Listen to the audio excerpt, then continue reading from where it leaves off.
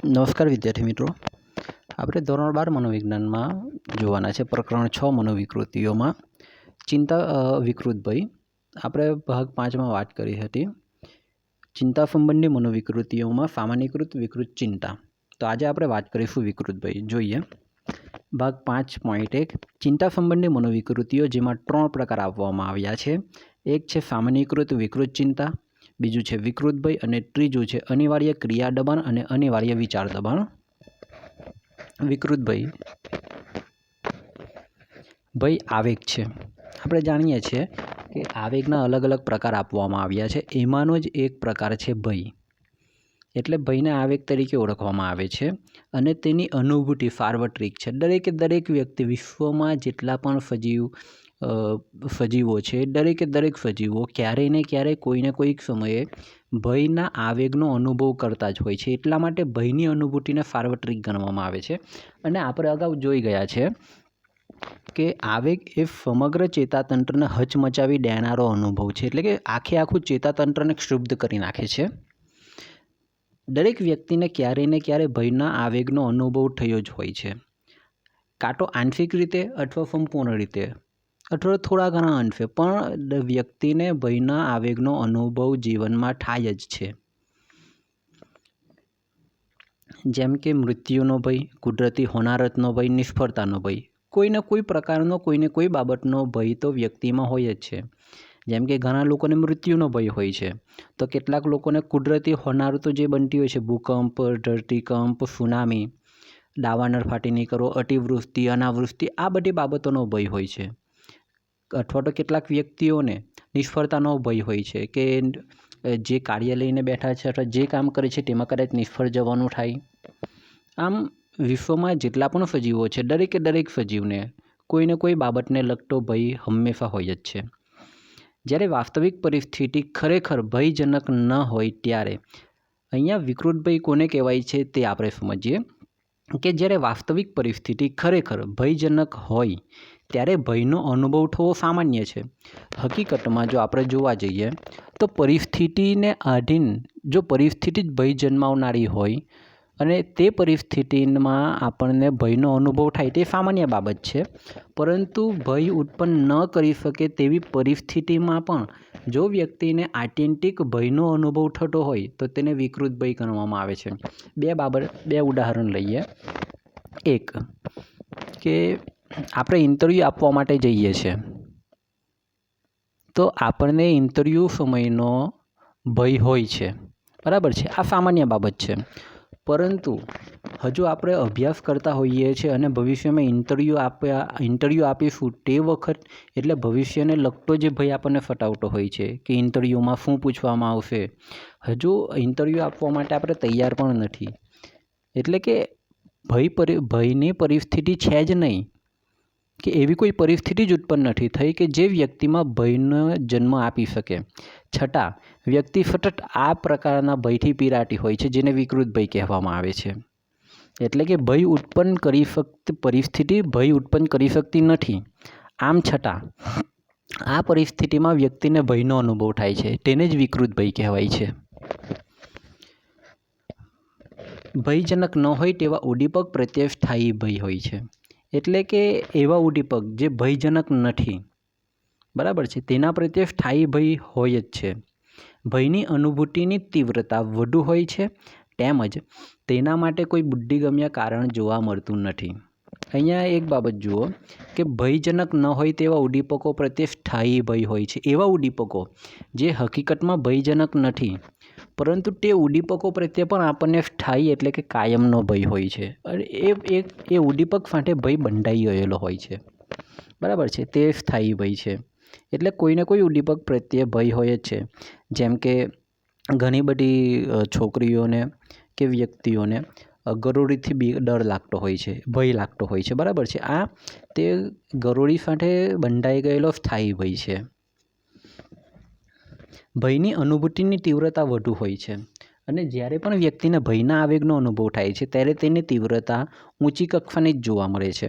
કારણ કે આ ભયની સ્થિતિમાં વ્યક્તિમાં જે ભયની સ્થિતિ છે તેમાં વ્યક્તિમાં એક આવેગની સ્થિતિમાં વ્યક્તિમાં એક ચોક્કસ જોવા મળે છે. આખું એનું ચેતાતંત્ર હલી ઉઠે છે અને ચેતાતંત્રમાં ખળભળાટ મચી ગયેલો હોય છે. તેમજ તેના માટે કોઈ અને આપણે જો પૂછવા જઈએ કે આવો ભય થવાનું કારણ શું, તો વ્યક્તિ પાસે એવું કોઈ કારણ જ નથી હોતું ભય માટેનું કે જેને આપણે યોગ્ય ગણી શકીએ. એટલે કે બુદ્ધિગમ્ય કોઈ કારણ જ નથી જોવા મળતું ભય માટે. DSM-5માં વિકૃત ભય સાથે સંકળાયેલ વિકૃતિઓમાં મુખ્યત્વે 3 વિકૃતિઓ દર્શાવવામાં આવી છે. અહીંયા DSM-5માં વિકૃત ભય સાથે સંકળાયેલી મુખ્યત્વે 3 વિકૃતિ દર્શાવવામાં આવી છે, જેની આપણે ચર્ચા કરવાના છીએ. આ તમામ વિકૃતિઓને ચિંતાની વિકૃતિમાં વર્ગીકૃત કરવામાં આવેલ છે. જે અહીંયા છે એ વિશિષ્ટ ભય એટલે કે સ્પેસિફિક ફોબિયા, બીજું સામાજિક ભય અથવા તો સામાજિક ચિંતાની વિકૃતિ એને બીજા નામે ઓળખવામાં આવે છે, અને ત્રીજું ખુલ્લી જગ્યાનો ભય. જોઈએ વિશિષ્ટ ભય. વિશિષ્ટ ઉદ્દીપક કે પરિસ્થિતિ પરત્વે વ્યક્તિના આત્યંતિક કે અતાર્કિક લક્ષણો જણાતા તેનું નિદાન વિશિષ્ટ ભય તરીકે કરવામાં આવે છે.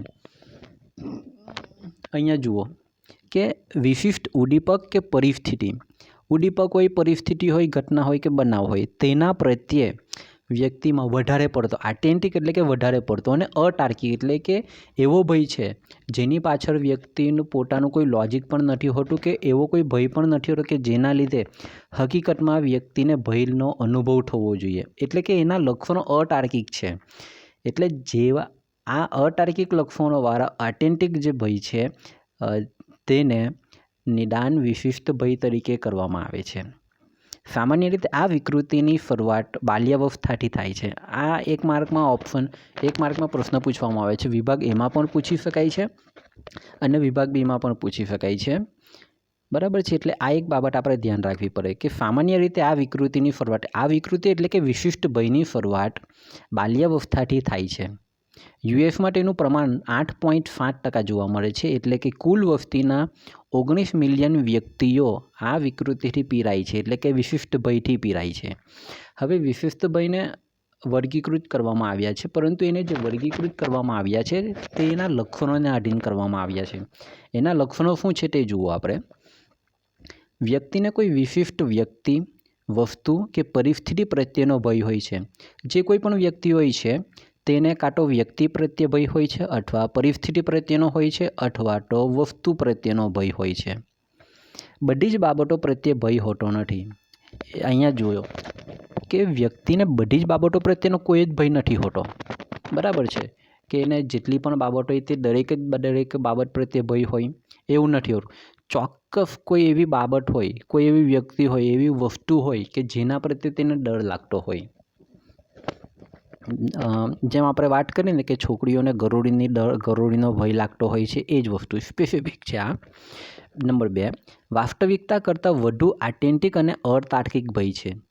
જે વાસ્તવિકતા, હકીકતમાં જો આપણે વાસ્તવિકતામાં જોવા જઈએ તો આ ભય એટલો વધુ પણ નથી હોતો કે એકદમ વધારે પડતો ભય જન્માવે એવી પરિસ્થિતિ કે એવું ઉદ્દીપક પણ નથી હોતું. છતાં વ્યક્તિને તેનાથી ભયનો અનુભવ થાય છે અને આત્યંતિક ભયનો અનુભવ થાય છે. એની પાછળનું કોઈ કારણ પણ નથી હોતું. બરાબર છે. એટલે અહીંયા કીધું છે કે વાસ્તવિકતા કરતાં વધુ આત્યંતિક, જેવો છે તેની કરતાં કંઈક વધારે અને અતાર્કિક ભય જોવા મળે છે. નંબર 3, ભયજનક લાગતી પરિસ્થિતિનો સામનો કરતાં વ્યક્તિમાં શારીરિક તકલીફ વધે છે. વ્યક્તિને જે કંઈ પણ પરિસ્થિતિ ભયજનક લાગે છે અને એ ભયજનક પરિસ્થિતિનો સામનો કરતી વખતે વ્યક્તિમાં શારીરિક તકલીફો જોવા મળે છે. ચિંતા સંબંધી વિકૃતિમાં કેટલાક લક્ષણો જોવા મળશે. બરાબર. ચિંતા સંબંધી વિકૃતિમાં અમુક લક્ષણો જોવા મળે છે. હવે અહીંયા જુઓ કે ભયજનક લાગતી પરિસ્થિતિનો સામનો કરતાં વ્યક્તિમાં શારીરિક તકલીફ વધે છે. માની લો કે કૂતરું તમારી પાછળ દોડે છે, તમને કડવા દોડે છે અને તમે એના બચાવ માટે તમે પ્રયત્ન કરો છો. આ પ્રયત્ન દરમિયાન તમારામાં શારીરિક તકલીફો વધી જશે. બરાબર છે. એ સમય દરમિયાન કદાચ તમે રડી પણ શકો છો. તમે બોલવાના પ્રયત્ન કરો તો ટોટરું બોલાશે અથવા અચકાઈ જશે, બરાબર બોલી ન શકાશે, શરીર ધ્રુજવા લાગે છે, પરસેવો થઈ જાય છે. બરાબર છે. કેટલાક વ્યક્તિઓને તો શ્વાસોશ્વાસની પ્રક્રિયા ઝડપી બની જાય છે, તો એમને તરત દાખલ પણ કરી દેવા પડે છે. બરાબર છે. એટલે આ પ્રકારની શારીરિક તકલીફો જોવા મળે છે. 4, ભયજનક પરિસ્થિતિનો સામનો કરતી વ્યક્તિમાં પીડાજન્ય આઘાતના લક્ષણો જોવા મળે છે. હવે જે વ્યક્તિ આ ભયની પરિસ્થિતિનો સામનો કરે છે તે લોકોમાં પીડાજન્ય આઘાતના લક્ષણો જોવા મળશે. પીડા જન્માવતા આઘાત અથવા જોવા મળે છે, જેમાં રડવું, સ્તબ્ધ થઈ જવું, ધ્રુજવું, આપણે જે વાત કરી તે જ વસ્તુ અહીંયા પણ જોવા મળે છે. 5મું, ભયજનક પરિસ્થિતિને તારવાનો વધુ પ્રયાસ કરવો. એટલે કે જે ભયજનક પરિસ્થિતિઓ છે એ પરિસ્થિતિને તારવા માટેના વધારે પડતા પ્રયત્ન કરવા. દાખલા તરીકે વ્યક્તિને કોઈ વસ્તુથી, કોઈ વ્યક્તિથી બીક લાગતી હોય છે, ભય લાગતો હોય છે, તો એ વ્યક્તિ તે વસ્તુ કે તે વ્યક્તિથી બને તેટલું દૂર રહેવાનું કે બને તેટલું તારવાના પ્રયત્ન હંમેશા કરતી હોય છે. નંબર 6, નિર્ણય લેવામાં તેમજ આંતરવ્યક્તિક સંબંધોમાં મુશ્કેલી અનુભવાય છે. હવે વ્યક્તિ જે વિશિષ્ટ ભયનો અનુભવ કરે છે તો એ વિશિષ્ટ ભયના કારણે એ વ્યક્તિ નિર્ણય પણ લઈ શકતી નથી વ્યવસ્થિત કે યોગ્ય રીતે, અને તેના જે આંતરવ્યક્તિક વ્યક્તિ વચ્ચેના જે એના સંબંધો છે બીજા અન્ય વ્યક્તિઓ સાથેના, તેમાં પણ તેને મુશ્કેલીનો અનુભવ થતો હોય છે. 7મું, વિશિષ્ટ ભયના લક્ષણોની હાજરી 6 મહિનાથી વધારે સમય માટે હોય છે. આ જે વિશિષ્ટ ભયની આપણે વાત કરીએ છીએ તેની હાજરી 6 મહિનાથી વધુ સમય સુધી જોવા મળે છે. એટલે કે આ એક લક્ષણ તો આપણે ખાસ ધ્યાન રાખવું જોઈએ કે જે કોઈ પણ વ્યક્તિમાં વિશિષ્ટ ભય જોવા મળે છે તે વ્યક્તિમાં 6 મહિનાથી વધારે સમયથી આ પરિસ્થિતિનો વ્યક્તિ સામનો કરતી હોય છે અથવા તો અનુભવી રહી હોય છે. DSM-5માં વિશિષ્ટ વિકૃત ભયના મુખ્ય 5 પ્રકાર દર્શાવવામાં આવ્યા છે. અહીંયા કુલ 5 પ્રકાર આપવામાં આવ્યા છે, જેમાં પહેલું છે પ્રાણી સંબંધી પ્રકાર. જોઈએ હવે પ્રાણી સંબંધી પ્રકારમાં શું આવે છે તો કરોળીઓ, ગરોળી અને કૂતરા વગેરે જેવા પ્રાણીઓ સાથે આ ભય સંકળાયો છે. એટલે કે વ્યક્તિને કરોળીઓ જુએ, ગરોળી જુએ કે કૂતરો જુએ તો તેનાથી વ્યક્તિ ભયભીત થઈ જાય છે અને એને ભય લાગવા લાગે છે. એટલે આને પ્રાણી સંબંધી પ્રકાર ગણવામાં આવે છે. બીજું જોઈએ કે પ્રાકૃતિક વાતાવરણ સંબંધી. પ્રાકૃતિક વાતાવરણ સંબંધીમાં આવશે પાણી. અમુક વ્યક્તિઓ એવા હોય છે કે જે લોકો પાણી જુએ તો તેનાથી તેને ભય લાગવા લાગે છે. કેટલાક લોકોને ઊંચી જગ્યાનો ભય હોય છે. જો કોઈ ઊંચા હિલ સ્ટેશન ઉપર જતા રહે, કોઈ ઊંચા પુલ ઉપર ઊભા હોય તો નીચે જોતા એ લોકોને ભયનો અનુભવ થતો હોય છે. એ લોકોનું શરીર ધ્રુજવા લાગે છે ઘણી વખત. કેટલાક વ્યક્તિઓને અંધારાનો ભય હોય છે. આપણામાંના ઘણા બધા લોકો એવા હોય છે જેને અંધારાનો ભય લાગતો હોય છે. વાવાઝોડાનો પણ ભય લાગતો હોય છે ઘણા લોકોને, બરાબર છે. એટલે આ જે પ્રાકૃતિક વાતાવરણ સાથે સંકળાયેલી બાબતો છે, બનાવો છે, તેનાથી વ્યક્તિમાં ભય જન્મતો હોય છે.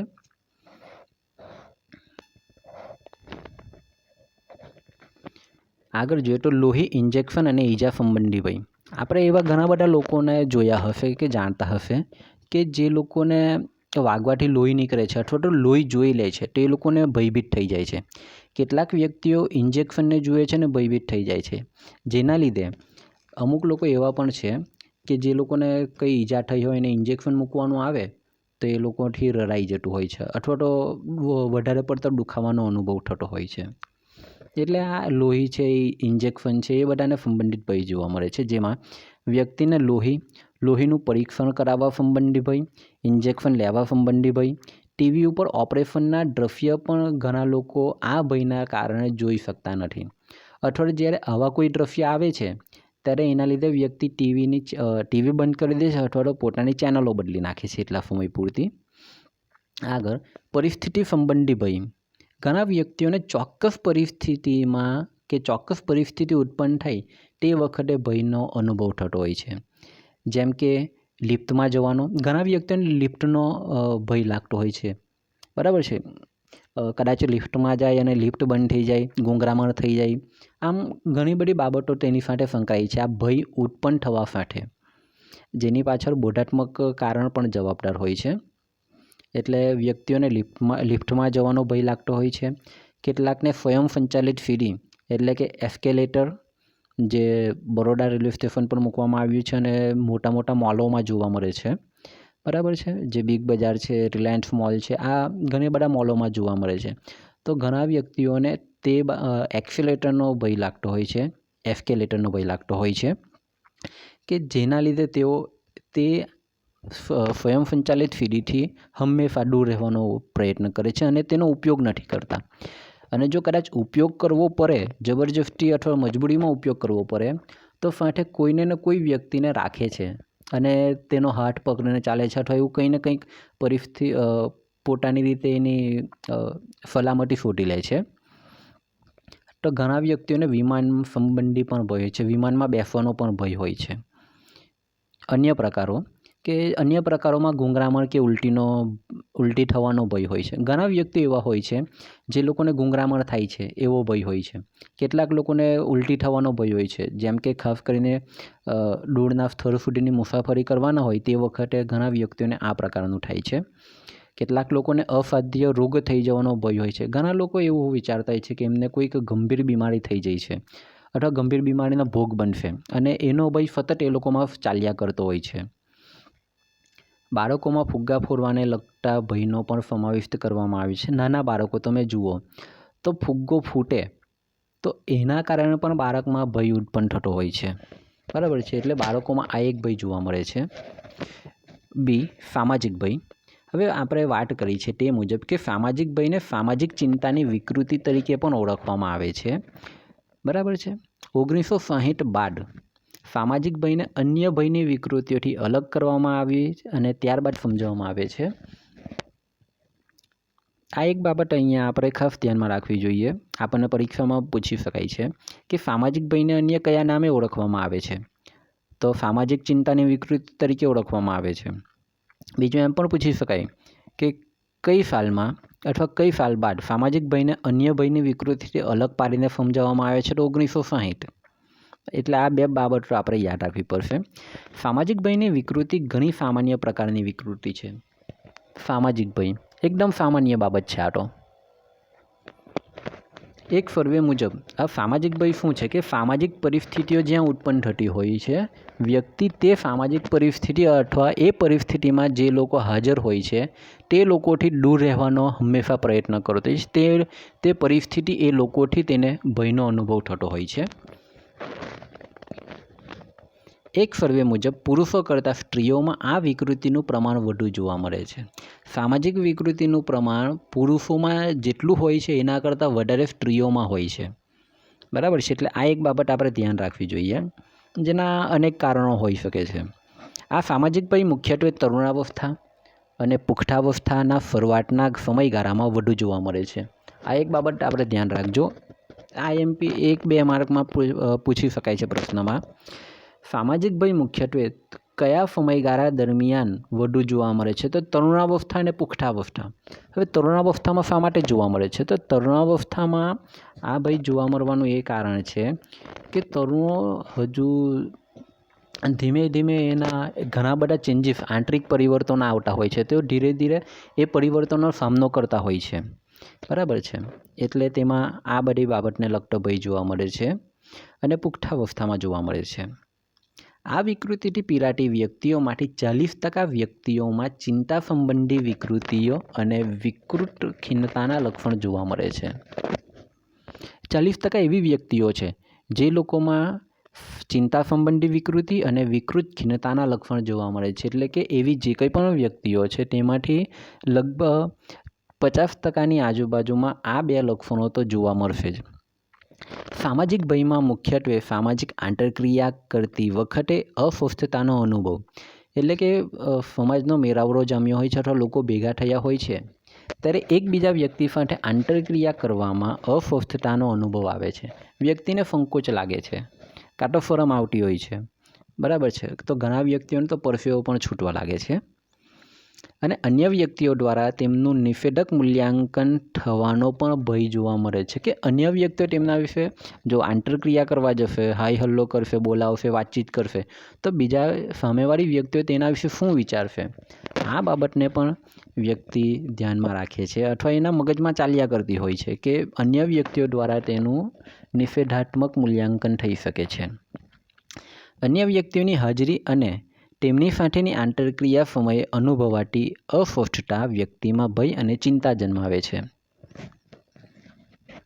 જ્યારે તેઓ આંતરક્રિયામાં સામેલ થાય છે તો એના કારણે એ લોકોમાં ચિંતાનો ભય અને ચિંતા ઊભી થતી હોય છે, જેના લીધે તેમને પરસેવો થવા લાગે છે, શ્વાસમાં મુશ્કેલી વધે છે, શ્વાસ બરાબર લઈ શકતા નથી, ધ્રુજારી થવા લાગે છે, હૃદયના ધબકારા અસાધારણ રીતે વધી જતા હોય છે. એમ એ હૃદયના ધબકારા વધવા પાછળનું કોઈ કારણ નથી હોતું. આપણે સામાન્ય કોઈ પણ વ્યક્તિ સાથે વાતચીત કરતા હોઈએ છીએ ત્યારે હૃદયના ધબકારા નથી વધતા આપણા, પરંતુ જે વ્યક્તિ આ ભયથી પીડાતી છે તે વ્યક્તિમાં આ બાબત જોવા મળે છે. તો ઘણી વખત વ્યક્તિઓને ઉલટી કે ઉબકા પણ આવવા લાગે છે. આ એના શારીરિક લક્ષણો બતાવ્યા છે સામાજિક ભયના, કે જે વ્યક્તિમાં સામાજિક ભય જોવા મળે છે તે લોકોમાં આટલા શારીરિક લક્ષણો હશે જ. સામાન્ય રીતે સામાજિક ભય ધરાવનાર વ્યક્તિઓ એક કરતાં વધુ સામાજિક પરિસ્થિતિમાં અન્ય વ્યક્તિની હાજરીથી વ્યતીત થાય છે.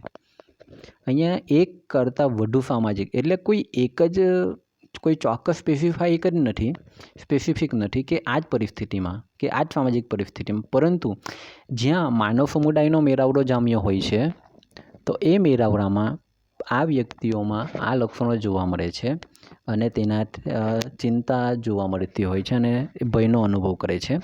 આ વિકૃતિ ધરાવનાર વ્યક્તિને સતત એવો અનુભવ થાય છે કે અન્ય વ્યક્તિ તેના વર્તનની ઊંડી તપાસ કરી રહી છે, કે બીજી કોઈ વ્યક્તિ દ્વારા તેનું વર્તનની તપાસ કરવામાં આવી રહી છે.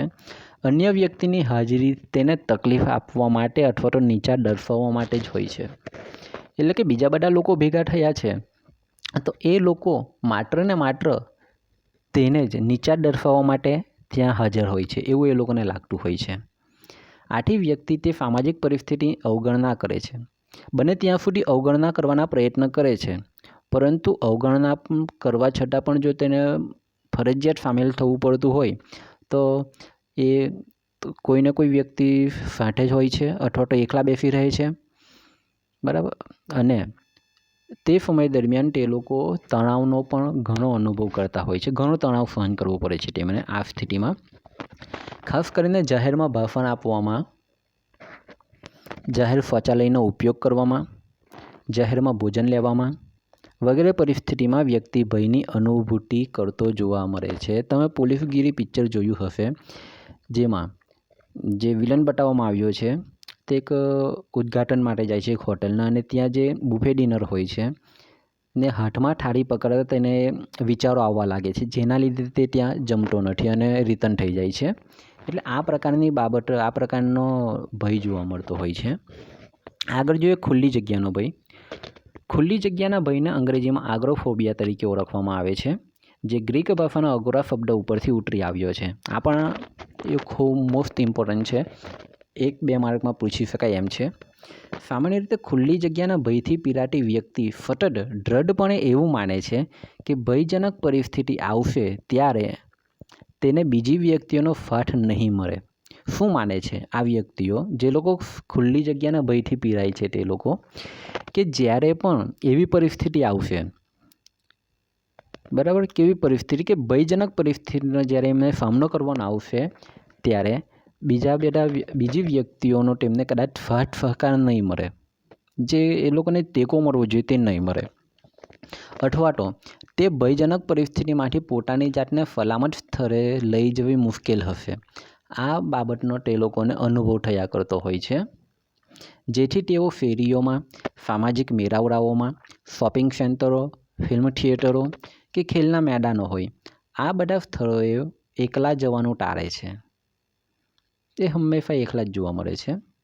લાઇનમાં ઊભા રહેવું, જાહેર પરિવહનનો ઉપયોગ કરવો, પુલ પરથી પસાર થવું વગેરે પરિસ્થિતિનો સામનો કરવો વ્યક્તિ માટે ખૂબ જ મુશ્કેલ બની જાય છે. એટલે તે લોકો આ પરિસ્થિતિનો સામનો પણ કરી શકતા નથી, કારણ કે સામનો એ લોકોમાં ભયની જ પરિસ્થિતિ એ પ્રકારે ઉત્પન્ન થઈ હોય છે કે એમના માટે આ બાબત મુશ્કેલી સાબિત થાય છે. જોઈએ આગળ. DSM 5માં મુખ્ય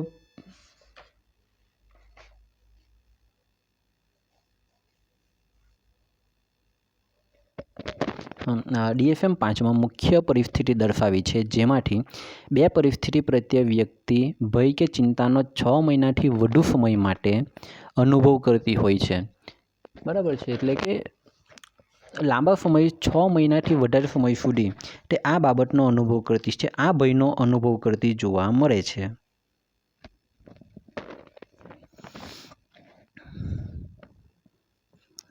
તો વ્યક્તિ ખુલ્લી જગ્યાના ભયથી, અને જો વ્યક્તિમાં આ બાબત જોવા મળશે, આ લક્ષણ જોવા મળશે, તો એને ખુલ્લી જગ્યાના ભયથી પીડાય છે એમ આપણે કહી શકીએ છીએ DFM 5 મુજબ. હવે DFM 5માં 5 પ્રકારની પરિસ્થિતિ દર્શાવવામાં આવી છે.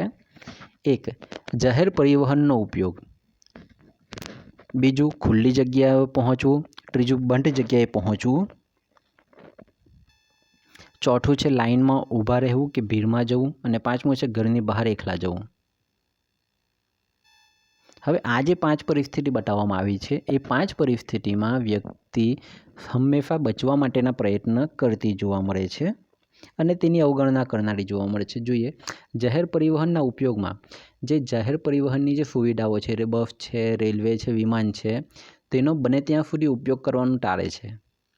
અહીંયા આપણે જોયું કે એ લોકો ફેરીમાં, સામાજિક મેળાવડામાં એ બધે એકલા જ જવાનું પસંદ કરે છે. જ્યારે બસ, રેલવે કે વિમાન, આમાં સમૂહ માનવ મહેરામણ જોવા મળતો હોય છે. 2 અથવા 2થી વધારે વ્યક્તિઓ જોવા મળે છે, જેના લીધે તેઓ આ જાહેર પરિવહનનો ઉપયોગ કરવાની અવગણના ટાળે છે.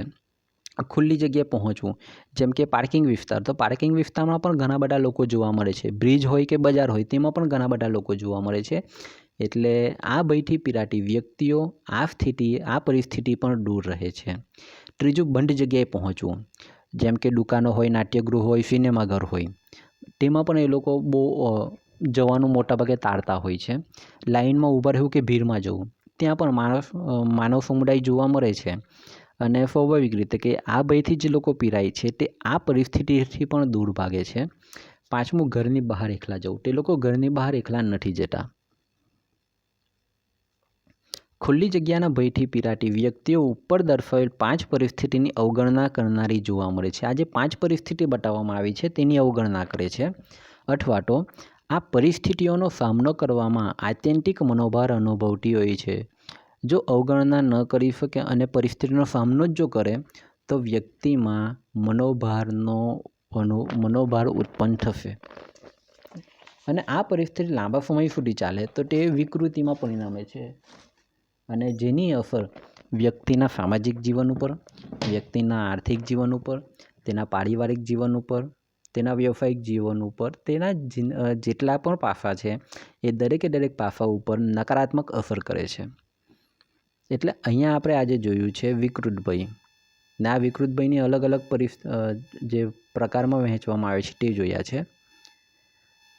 આની પછી આપણે અનિવાર્ય ક્રિયા દબાણ અને અનિવાર્ય વિચાર દબાણની વાત કરીશું. જો આ ભાગમાં આપણને કોઈ પણ સમજ ન પડી હોય કોઈ પણ મુદ્દામાં, તો તમે પ્રશ્ન પૂછી શકો છો, આપને યોગ્ય ઉત્તર આપવામાં આવશે.